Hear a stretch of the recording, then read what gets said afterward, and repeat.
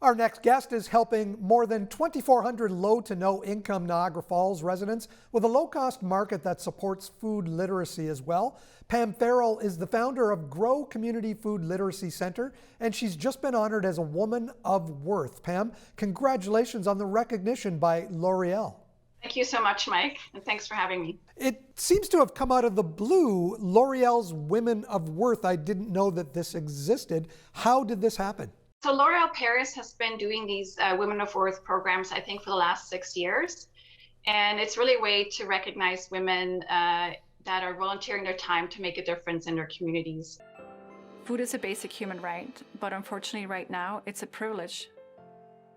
This neighborhood would be considered a food desert. It's a low-income neighborhood that does not have an affordable grocery store.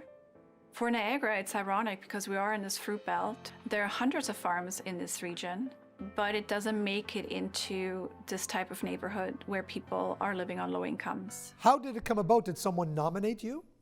Yes, it was actually one of the board of directors who nominated me for this award. Were you surprised at all that you were chosen?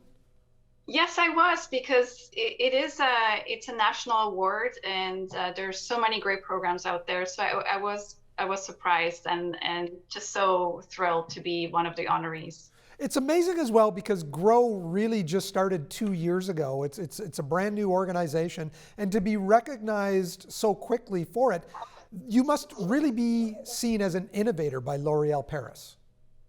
I think so. I think they've seen that we're doing things differently. So it was really inspired by, the program was really inspired by my doctoral studies at the University of Calgary and kind of looking at food insecurity and food charity programs in a different way. And I think L'Oreal Paris really picked up on that because it's an innovative program. It's the first community food literacy center in Canada and the first subsidized market in the Niagara region. It's a different way of looking at how we support low-income families, especially people with disabilities who live on low incomes, members of the BIPOC communities, so Black, Indigenous, and people of color, who are more likely to experience food insecurity. Have you heard from other people, calling you, contacting you to pick your brains to start their own food literacy programs elsewhere? Yeah, absolutely. So we've had people inquiring about our programs and potentially setting up similar markets, especially the market is one of those programs that are unique to this area. And there are a couple of agencies that have contacted me and asked me more about exactly how we're doing it and how they can kind of replicate this type of program. It really is a new concept as far as helping people out with their food security as well, because you are teaching them some of the skills, you're offering advice, you are really training them to not have to continuously look to food banks for their food. Exactly, and I think that's the most integral part about the program is having this weekly access to fresh produce and also dairy items. So we don't just focus on produce, but also meats and meats alternatives, dairy and dairy alternatives. So it's a really all-encompassing market that allows people to shop weekly. When we look at some of the statistics and research that have been done out of the University of Toronto, I learned that only 25% of people that are food insecure will actually access food banks. So that leaves 75% with no place to go. And so I think this is really where our Grow market model comes, is catching those people that do not access food bank but are still experiencing food insecurity. Do you think it also reduces some of the stigma that some of these people might feel by going to a food bank? There's multiple barriers that prevent people from accessing those traditional food charity programs. And I think the biggest one is the stigma that's attached to going to a service like that. And so these are some of the things that we try to address directly by offering this market that is welcoming and set up just like a normal little grocery store, taking away some of those barriers, not just stigma, but also the nutritional factors, so the different types of food that we offer that are not necessarily available at traditional food programs like food banks. In recognizing you, the L'Oreal website calls you a teacher, a researcher, a farmer, a community advocate. Have you finished your PhD? No, so I'm in my final year in the Doctor of Education program. And it's just given me a different type of lens to view food insecurity.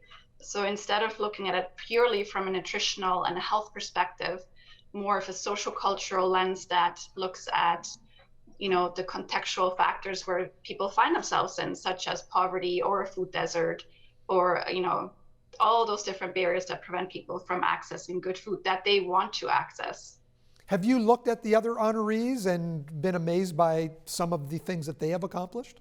Oh, absolutely. It's every woman's story is so beautiful, and the impact that they're having on their communities is just extraordinary.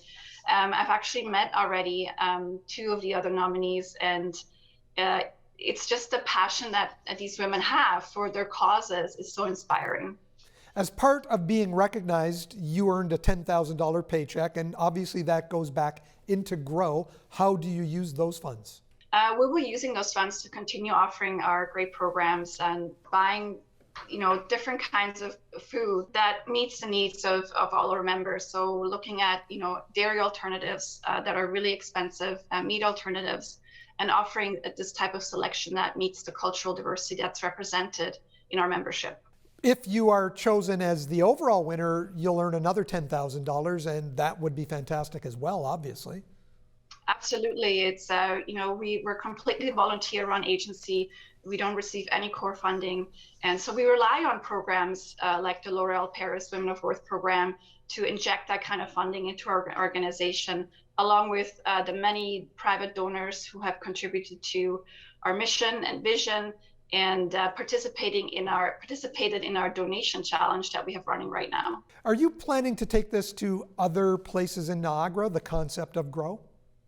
Yes, we definitely would like to. We're working on different ways of how we can bring our market model to different areas in the city, because we've heard from residents across the region that a program like this would be so beneficial in their neighborhoods. What is the next step then for the Niagara Falls market? We're just continuing to offering this great service to our members and expanding where we can. We're looking at, as COVID restrictions are easing, how we can promote our food skills programs, our community cooking programs in a more community sense, so that we don't have to rely on virtual programming, and just continue growing our agency, our center, and serving as many people as we can.